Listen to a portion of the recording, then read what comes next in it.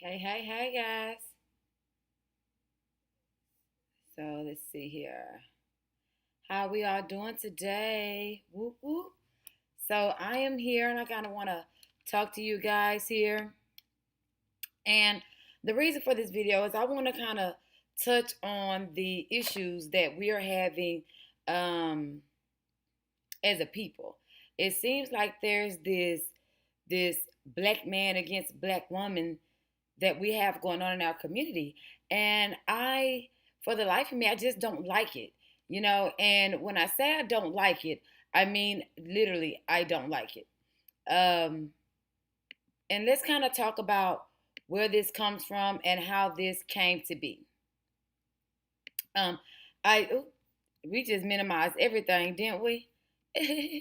Okay, so um, I understand that how we were separated. I'm not gonna go back into slavery and all that. There, I'm gonna keep it. Let's see, in this millennia, we'll touch on the '60s and '70s every now and then, but we're gonna so much more keep it present day. Okay, so we understand how we were separated initially. Through the Gullah Geechee Wars and the resistance that we were putting on to the foreign settlers who then began to colonize our lands. Because let's make no mistake, they were settlers at first, foreign settlers, okay, who we allowed to settle here because they were homeless. Okay, so that aside from our identity being stolen, aside from us being indigenous, and those are things of that nature, they have part of the white supremacist strategy is to pit us against each other because together we are a powerhouse. Divided we fall. A perfect example of us being a powerhouse is Black Wall Street and the Carolinas. So even with those two civilizations alone, or the fact that we own more than half of California at a time, Chicago was settled by indigenous people, or what we call now Chicago.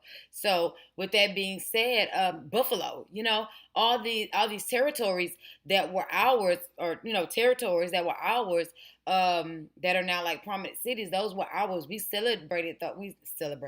We were forced to settle those lands in small communes because of letting our settlers get the best of us. So those are perfect examples of when the man and the woman come together. The guy that opened up or created Black Wall Street, what's his name? If there was a doctor, JC.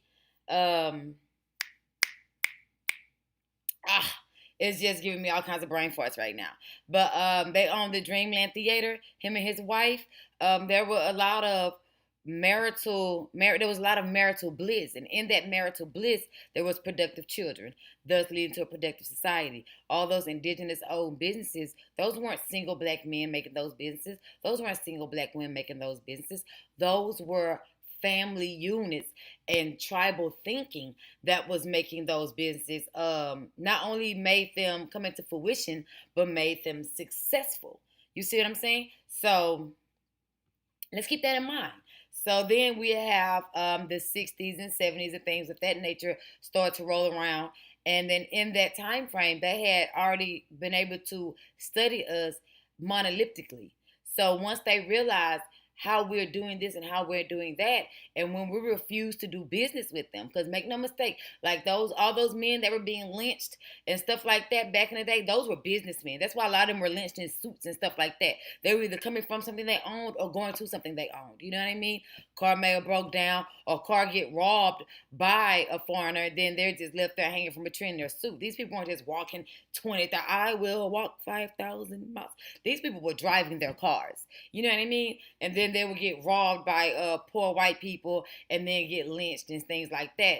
As like a message to the other successful black people that if you don't sell or if you don't move, this is what's going to happen. When they were forcing us to move out of these neighborhoods, they weren't forcing us to move out of houses. They were forcing us to abandon our businesses, and then they would go through and just reopen the store and say that it's theirs. You see what I'm saying? So let's be clear about what was happening at that time. I'm rubbing on my desk when my laptop is up here. So let's kind of be clear on what was happening at that time. So then, in order to go ahead and get us to kind of vacate our ideologies and vacate who we feel like we were as people, what they did then was separate us. And then they use political influence, social injustices that we know of that time to get us to do so. So we're going to start with the feminist movement, which masculated. We're going to say masculated. What's his name? Webster did it. So can I? So, which in turn masculated us as women and feminized our men. So we're gonna go, and I'm gonna go to my channel here. And okay, this is an older video here. Let me click on here. Your channel. And then I'm gonna pull up my video on Black women cannot be feminists, because I've said this time and time again that Black women, we don't have it. We didn't have those problems. We did. There was, but white women went through a suffrage. Okay, and let me explain to you what a suffrage is. This is a serial killer that killed a bunch of Black men, robbed them, raped them, and stuff like that. So let's see here, suffrage.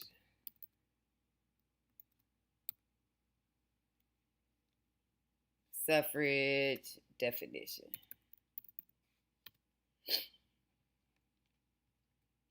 So even if you bring up suffrage, it brings up the look at it. I just looked up suffrage definition. Oh, U.S. history automatically populated. Let's see. White women going to a suffrage. White women were basically incubators to their counterpart, to white men. They were basically incubators. That's what they were. They would, for sexual gratification and pleasure, they would use each other, in homosexual manners, and then when it came to procreating and stuff like that, then they would get a woman. Then they would be with their woman. But historically, especially if you go as far back as the Greco-Roman days, they loved on each other, which is why nowadays we have NAMULA, National Association of Man-Boy Love. They would love on each other, and they would just use the woman for what her body was made for, which was to procreate. This is what they mean by in the Bible, be fruitful and multiply. It didn't say nothing about no family. Okay, so the right to vote in political, no. Let's see the oracles that the vote is in, which is the correct definition of suffrage. Why they keep on talking about a okay? So the actual in the Oxford Dictionary or the Oxford Law Book, a suffrage is a state of oppression or to be oppressed by a dominant group. That's what the person that's being the person that is being oppressed or going through a suffrage. They're suffering. I will bring up the Oxford definition, but I don't feel like it. So, because I want to go back to the point I was making about Black women cannot be feminists. And then once we realize Black women cannot be feminists, then we can begin to heal from that. But like I said, they used the feminist movement. There was no sisterhood between the Black and white women.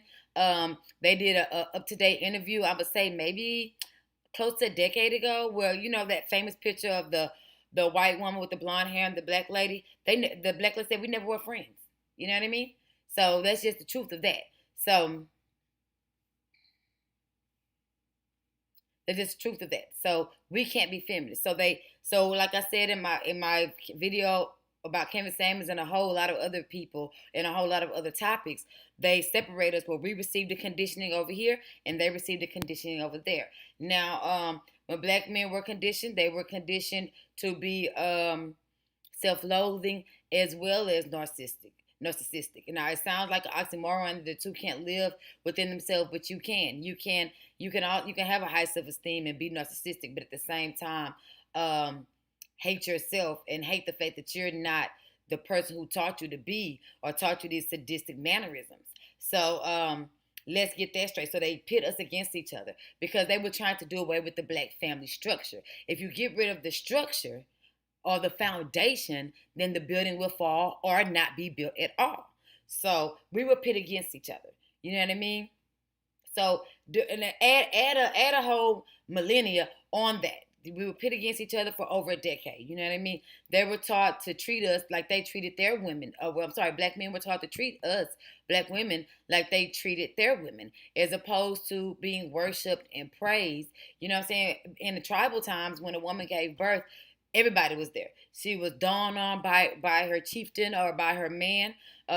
She waited on hand and foot. You know, they did certain rituals to try to ensure that it was a boy or a girl because they wanted both in the tribe. You know what I mean? It wasn't just, oh, this chief only wants a son, because way back in the long time ago days, you know, I like to say it because I think it's so funny. A boy or a girl could be chief. It wasn't just only a man could be a chief or a chieftain. You could be, if you were the eldest child, you know what I mean? And then the rest of the tribe agreed with your leadership, then you would be chief. There was no sex put on it. You know what I'm saying? You're the eldest child. You've been taught the most. You've been living in this tribe the most. We trust you just like we trust your father and your mother. And this is what's going to happen. You see what I'm saying? You inherited it. So it wasn't the oldest son, and this that stuff comes from European culture. So they put us against each other. And then there became this male worship. I'm not going to say black male worship. There just became a male worship in our community where we were taught or showed that the man is the head of the household, the man this, the man that, and the man this. You know what I mean? So when they're being taught this, remember, we're getting separate conditioning. This is the man's conditioning, right? So now that we've been thoroughly conditioned by the foreign settlers, when we come back together, our ideas clash. You know what I mean? Because they were over here being conditioned that they can do it all, and then they were over here being conditioned that they have to do it all for me. So when they come back together, this whole head of household thing and I'm the man, I run it, it's not equal, and all that their stuff didn't set right. It didn't set right with our spirits separately or together. You see what I'm saying? So then there became this gray area where we didn't appreciate one another any longer, where we didn't really understand that, not as a woman, I don't bring this to the table. As a man, I don't bring this to the table. The table cannot bring, nothing can be brought to the table without us being in unison. And then together, we bring stuff to the table. The table is empty until we come together. Once we come together, then we begin to put things on the table and make the table and set the table. You see what I'm saying? This whole idea of gender roles came from what, for lack of a better term, the dominant society, the foreign settlers that we now call colonizer. Okay. So, videos.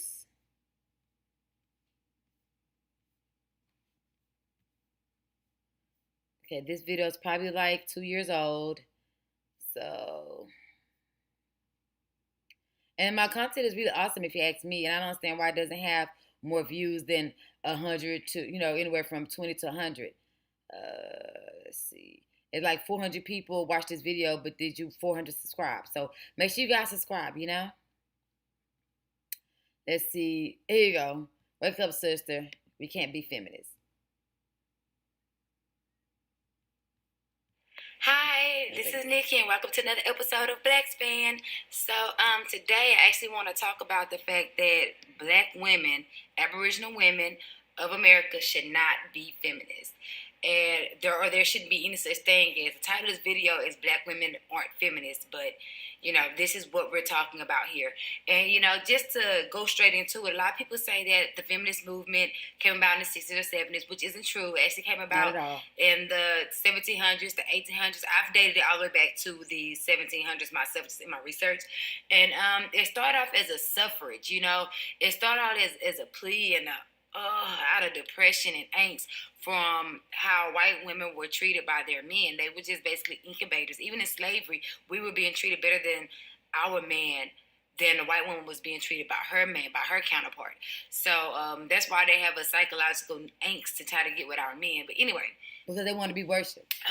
So the feminists started off as something they've never experienced. They were suffering. We were always put on a pedestal, and they actually needed that. Our men loved us. It wasn't feminine because they were already separate.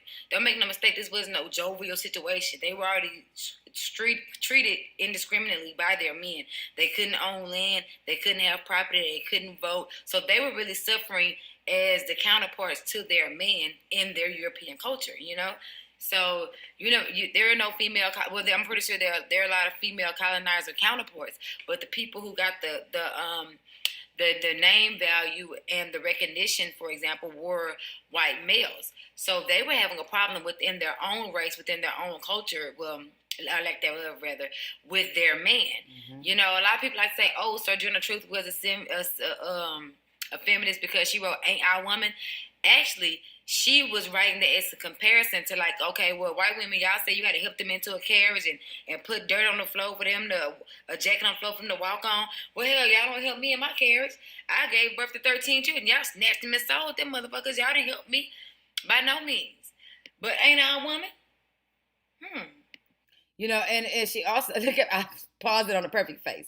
And also part of Ain't I a Woman was also because even pregnant, close to labor, you would still have to work the fields.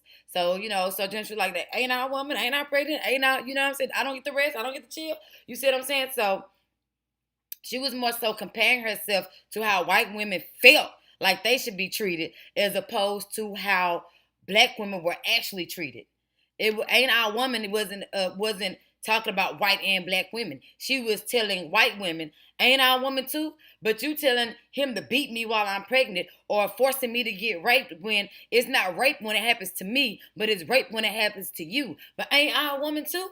So that wasn't a feminist poem at all. Sojourner Truth was not a feminist. Sojourner Truth was speaking from the aspect of an indigenous woman being treated wrong by European settlers, both male and female.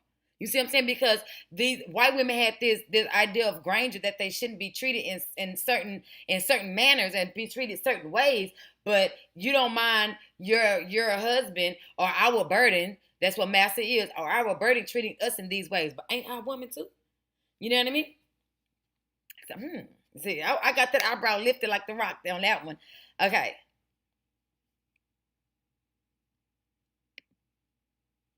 So now I want to go to, my friend told me there was a documentary on these people, Black Wall Street, and show you the family structure that was stolen from us. Matter of fact, I believe I already clicked on it and put it in my history.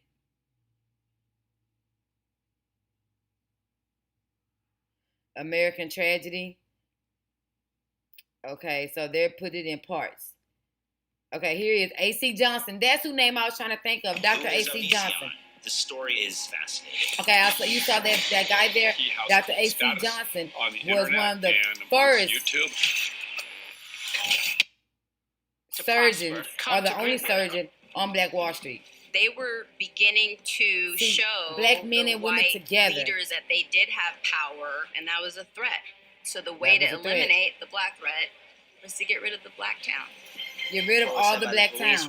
Once they got rid of the black towns and had us homeless and things of that nature, then guess what comes along? You see what I'm saying? So I don't want to get a copy strike. I didn't realize this was Oprah. She is notorious for that. But A.C. Johnson was the doctor I was trying to think of. And then there's another guy named Mr. Stratman. I want to get his name real quick. Get busy.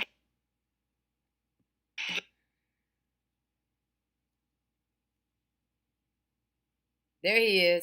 Samson fighting to protect the just in the nick of time and ushered them all into the basement. They had... Okay, so maybe I should be looking at part 1 to get his name. Because I want you guys to look into him. Matter of fact, just go watch this documentary, okay? Okay, this is the one I saw. So just go ahead and watch the documentary, and then you will see the black men who created Black Wall Street. Okay? So anyway, so you will see the family structure there. You will see the entrepreneurship there by men and women. Families is what build black businesses. You know what I mean? There shouldn't be a black female entrepreneur without her husband who's also involved in the same business. It will be way more successful. 2 heads is better than 1. That comes from the idea of family. You see what I'm saying? 2 heads is better than 1. I mean, now it means 2 of any heads. But a female thought and a male thought is put together, you will have all your bases covered. You know what I mean? Two heads are better than one. So I just want y'all to show y'all that documentary. I want you guys to go look at it. So, which I'm gonna segue into another point here because now, we've received our separate conditionings. Now that we received our separate conditionings, we have to go and think and look at it like this. We have to go and look at it like this. We're both taught this, and now we come together and we can't get along. We pretty much hate each other. It's very tumultuous relationships going on for the most part. For the most part, it's very tumultuous. And we're having a hard time getting along and getting along and getting along to get along or getting along to get along. You see what I'm saying? So there was less success in the black community. And then around that same time comes stuff like how to sell to a Negro, where they're teaching white people how to catch our eye the way we caught each other's eye when we were selling to one another and we made each other rich. Here comes white capitalism coming in to full effect. You see what I'm saying? Because instead of a black fur company, have a white fur company. What's going to make this black woman want to come buy her furs from here? Because, one, we're going to burn down all the black-owned fur stores. That's one. And then two, we're going to put it a flashy fly way and make her feel as if she's welcome here, even though I'm not going to put her change her hand. I'm still going to refer to her as a nigga. You know what I'm saying? But she wants to look good, and she ain't got nowhere else to buy her shit, so she better come get it from here. You see what I'm saying? So they made us hate each other. And then they put out these negative stereotypes about one another oppositely. The black man is lazy. The black man can't get no job. The black man can't take care of his household. When actuality, every time a black man gets a business, you burn it down. You take it away. You know what I'm saying? So then it puts this genetic fear almost into the bloodline of being creative, being ingenuitive. A black man can create a screwdriver. You take it, patent it, steal it for yourself. A black man created the camera. Granville T. Woods was one of the first people to successfully sue a white man for stealing his patent and invention and trying to patent it behind his back when he's the one that invented it. Look up Granville T. Woods. You will see he was one of the first black men to do it. Also a married man. He's noted by in saying that his wife helped him put a lot of his things together. You see what I'm saying? So then we have to think about we perpetuate these negative stereotypes about each other. So we have a way. Remember, the first step in colonization is to create that bastard offspring. So then they began to compare the bastard offspring to the indigenous woman and making the bastard offspring, the biracial, seem prettier, even though that biracial is procreated and created for a reason and with purpose.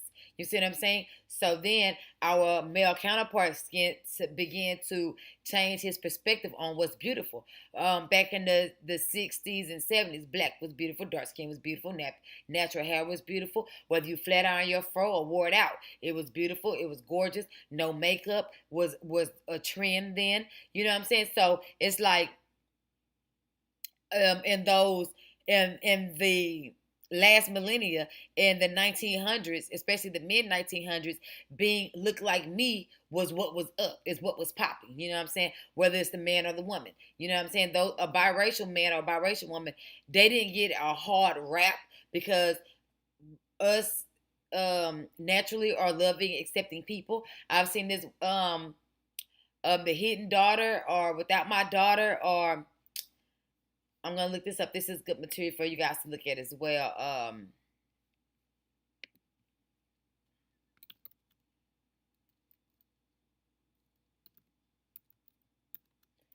The Hidden Daughter, where this white woman is quoted.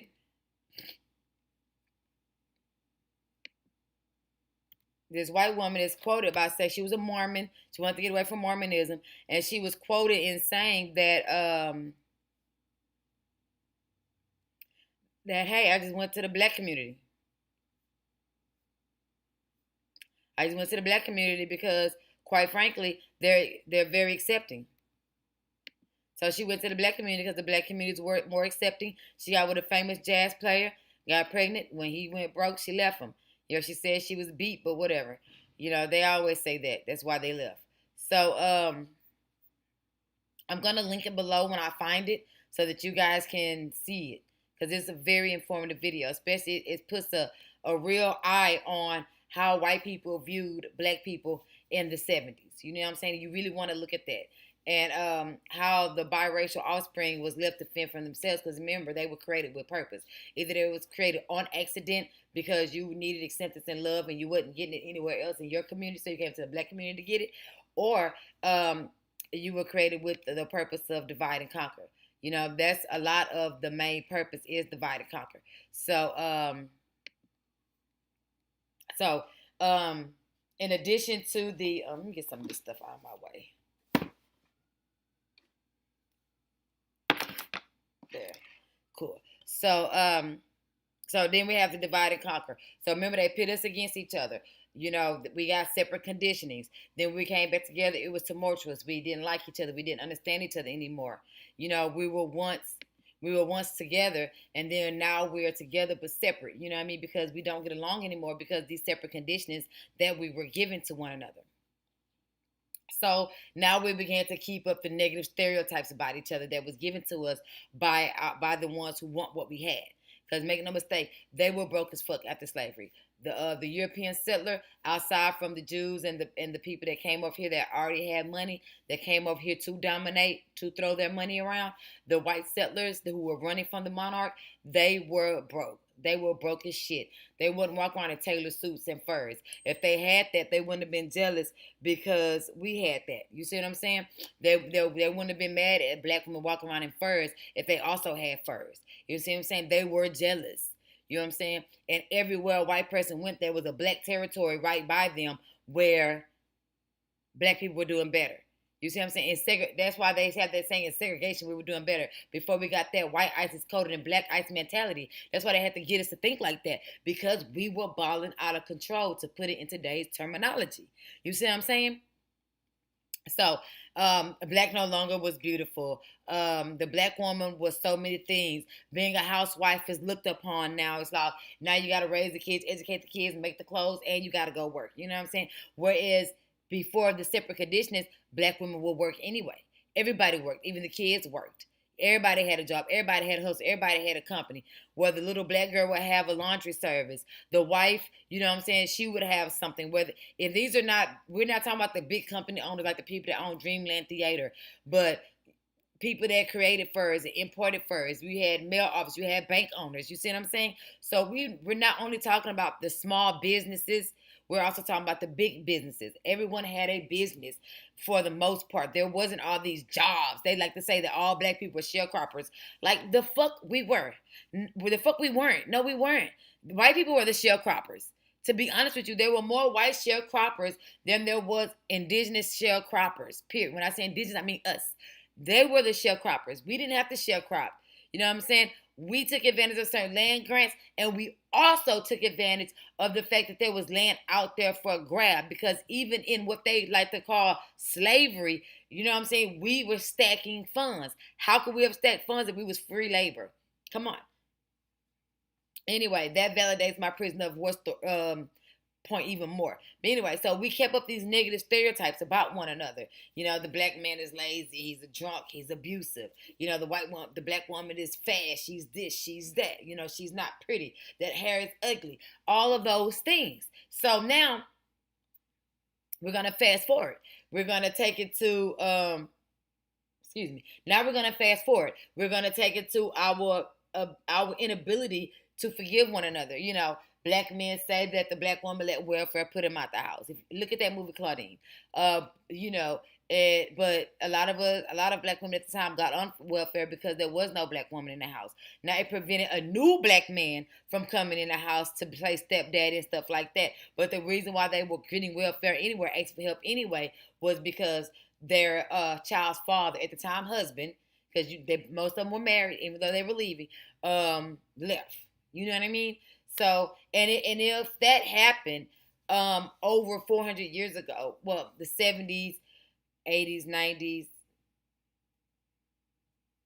So we're talking about a half of a century ago. If all that stuff happened a half of a century ago, then, 70 years now is over half of a century because we're in 2021. So then why is it that you're still using that as an excuse? Because now a family can't have food stamps. A family can't get governmental assistance.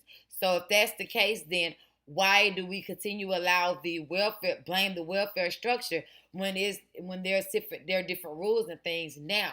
You know what I'm saying? And how it's applied now. Because welfare was made for white widows in the first place, for people who didn't have a man whose man was dead.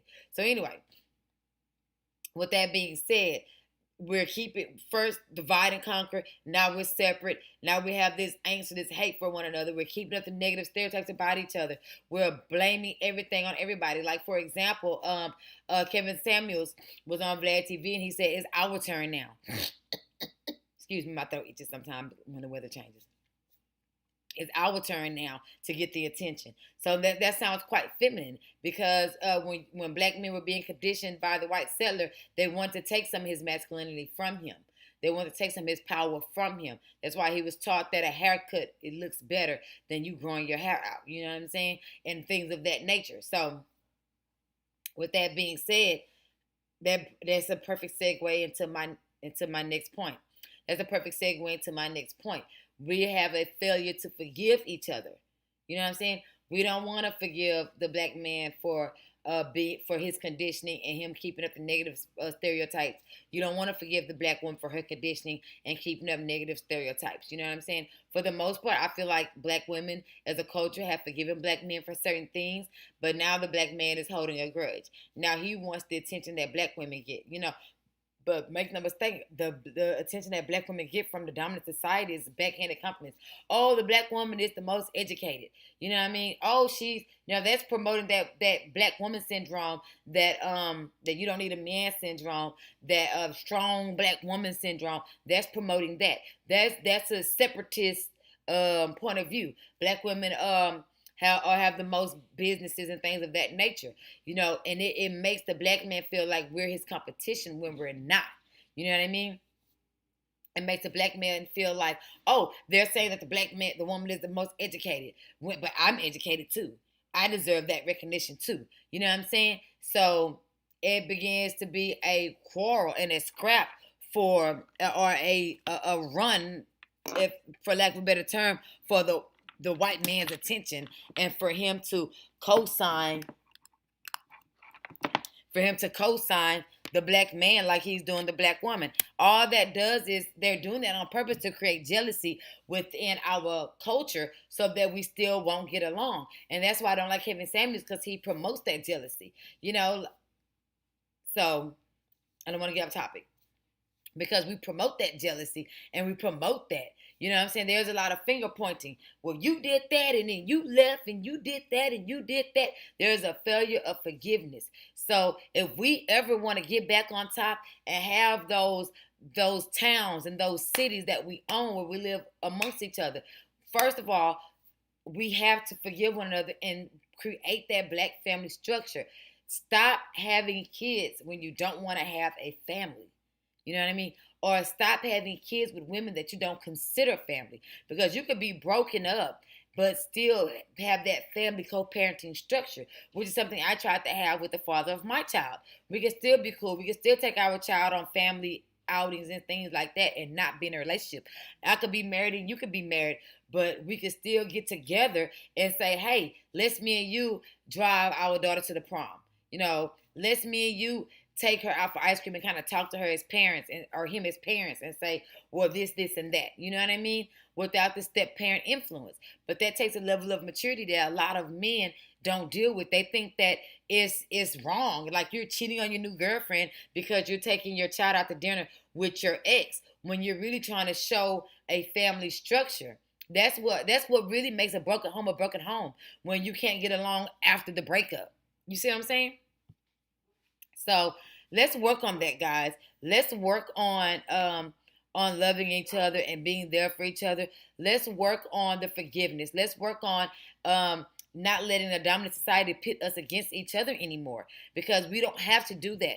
We don't have to fall for the okie doke. We don't have to let them win. We don't have to let them be the end all be all. We don't have to let things that were drummed into us in the past formulate our future today in today's society. You know what I'm saying? We don't have to keep reconditioning ourselves to be unloving degenerates towards each other. We don't have to degrade our community anymore. It's like now we're doing it for them. We're not employed to do it anymore by them. It's like now we're doing it for them. You see what I'm saying? So let's not do that any longer. Let's make it cool to have a family. Let's make it cool to do that. You know what I mean? There are people that I went to high school with that dated in high school that are married now. Let's make that cool. Let's you know what I mean? So let's bring back the black family. And in order to do that, we have to stop letting dominant society pit us against each other. We have to forgive each other. We have to get over our self-hate as an individual sex, meaning female and male. And we also have to recondition our minds that the things that we think are wrong are not wrong. We also have to stop competing with one another. The black male has to get out of competition with the black female. The black female has to get out of competition with the black male. You know what I'm saying? We can't say, oh, well, the strong black woman was created because black men are been known to leave their children. You know what I'm saying? Then black men can't say, oh, well, you too strong, you're not feminine enough. Whereas we can both have a happy medium where we say, you know what, look, I'm not going to leave you. I'm not going to go anywhere. You know what I'm saying? Let me lead this household. I love you, I respect you, and I'm never going to leave your side. That's all the black man has to do. Reassure the black woman you're not going nowhere, and that all that submission that you think you deserve, you will get. But you have to understand, we are thoroughly conditioned just like you're thoroughly conditioned. You know what I mean? It might have been separate conditionings, but a conditioned mind is a conditioned mind. Period. We have both been gaslit by the dominant society. If we forgot the definition of gaslit, we have to go and look it back up because I want us to understand. I want us to understand what it means, the psychological warfare that we lost, the game that was played on us to manipulate someone by psychological, to manipulate someone by psychological meanings by bringing psychological meanings into question their own sanity. So basically, they're telling you that, oh, that shit, what you're doing is wrong. This is what's pretty. This is not. Even though the black man, I'm sure, put on some resistance and said, no, no, no, no, no. A black woman is everything. The black woman is God. Without her, I wouldn't exist. Well, look, she's over there saying that she could do it without you and she don't need you. So they gaslighted our men into thinking the way he thinks. And then it's just like the lion, the Cat Williams joke where the lion, oh, I think I'm a lion. Am I a lion? Roar. You know what I'm saying? They convinced you that you're not lion, that you're not man, that your female is more masculine than you. And it thus makes you want to compete with us. You know what I'm saying? Instead of being a counterpart. For the black woman, they gaslight you as well. That ain't a man. That ain't how a man do. A man supposed to provide and do this and do that. Even though you financially castrated these people first before the conditioning took place. He ain't got no money. He can't afford you. You might as well make your own money. And then here comes the Civil Rights Act. Even though it benefited white women more, it benefited women as well. So now we're being gaslit that what we thought a man was, you're not. And what you thought a woman was, we're not. And the benefit of each other does not exist. That's the psychological game. You know what I'm saying? What does it mean if someone is gaslighting you? Let's look at this. Gaslighting is a form of abuse. Come on now. It's a form of abuse that causes someone to doubt their own sanity or perceptions. A person experiencing gaslighting may become confused, withdrawn, anxious, defensive, about the abusive person's behavior may not be recognized by the behavior of the abusive. So what they mean, I'm going to read that again. The abusive about the abusive person's behavior. You see what I'm saying? How they it's like a catch-22. It's like we don't even realize that the people that are giving us this conditioning is mentally abusing us. You see what I'm saying? That's a form of mental abuse. And then you may not realize that the behavior is abusive. So you're thinking that you're being conditioned, you're being taught this way, and you're being showed, because they do it in a very passive-aggressive manner. You see what I'm saying? So if they're being passive-aggressive and it comes as if they're trying to show you or teach you something, then you don't realize that it's going to be degradation to you decades later, which it was. It's crazy, you know. Just like they're trying to gaslight. I'm gonna give you a perfect example of white supremacy gaslighting. Black Lives Matter. Hands up, don't shoot. We shouldn't be murdered by other races and cultures impunitively. Oh, but black people kill each other. That's gaslighting. Because everything you said was true. But they want to denounce that truth by saying, oh, y'all do it. That's gaslighting. So now I'm thinking, like, so am I crazy for thinking that we shouldn't be murdered in the streets, but we murder ourselves in the streets? Ugh. That's gaslighting. So now we have been gaslit and turned on against each other. And if we ever want to hide back on top, because we are not each other's competition, we're their competition. You know what I'm saying? The black perfume guy needs to put Estee Toilette out of business, not the other black perfume lady. Maybe the black perfume guy should marry the black perfume lady, and then they can create something. You know what I'm saying? And it'll be generational wealth, and it'll be a perpetual building on that brand until it begins to rival Estee Lauder. You see what I'm saying? The black indigenous hygiene creator, the one who makes deodorants and soaps and stuff, needs to marry the black female who makes deodorants and soaps and stuff. That's Johnson and Johnson. You see what I'm saying? So we can do it, people. We can do it. Black man, the black woman is not your competition. You don't have to try to get the attention that she's getting from the dominant society, because they're just giving us this undue attention because they want us to think that we're better than you, and they want you to think that we're better than you. They want you to be jealous of your female, so then you won't compete with them.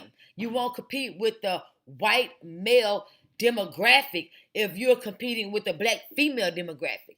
We're not your competition, we're your counterpart. Black woman, they don't want you to compete with the white. That's why they make you think you're better than your black man. They don't want you to participate, be in competition with the white female demographic. Especially when it comes to wifely duties, economics, home care, managing finances. They want you to be in a disarray with your black man. You know what I'm saying? They want you to blow your husband's money when they don't blow their husband's money. You see what I'm saying? They want you to be flashy with your man money when they're not that way with their man's money. The same way these rich white men dress, the same way their wives dress. You see what I'm saying? For the most part, unless you're basing it off reality TV. So let's stop it. Let's stop competing with each other and come together with each other and realize that we are naturally equally yoked. And together we can overcome white supremacy. If we don't come together, then divided we are going to continue to fall. We already at rock bottom as a people, baby. There's nowhere else for us to go but up. This is Black Span. I love you guys, and I am out.